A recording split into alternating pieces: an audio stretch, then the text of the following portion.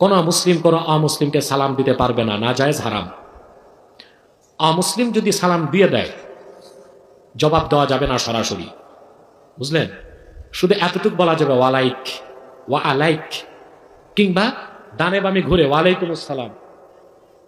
পবিত্র কোরআনে সূরা মারিয়ামের 47 নম্বর আয়াতে উল্লেখ করা হয়েছে যে নবী ইব্রাহিম আলাইহিস সালাম, তার বাবা ছিল একজন মুশরিক, তাকে ঘর থেকে বের করে দেয়। তিনি বলেন আসসালামু আলাইকুম, আল্লাহর কাছে দোয়া করি আল্লাহ তাআলা যেন আপনাকে ক্ষমা করে দেন। কোরআন বলছে যে ইব্রাহিম আলাইহিস সালাম তার বাবাকে বলছেন আসসালামু আলাইকুম, আমি প্রার্থনা করব আল্লাহ যেন আপনাকে ক্ষমা করে দেন। এরপর পবিত্র কোরআনে সূরা কাসাসের 55 নম্বর আয়াতে উল্লেখ করা হয়েছে, তোমরা যদি সেই লোকদের সামনে আসো যারা অসার কথা বলে আর যারা ইসলামের বিরুদ্ধে কথা বলে, তাদের বলো আমাদের কাজের ফল আমাদের জন্য, তোমাদের ফল তোমাদের জন্য, তোমাদের প্রতি সালাম। তাদেরকেও সালাম বলেন যারা ইসলামের বিরুদ্ধে কথা বলে। কোরআন বলছে তাদেরকেও সালাম বলো, তাই কোনো সমস্যা নেই যদি অমুসলিম কাউকে আপনারা সালাম দেন।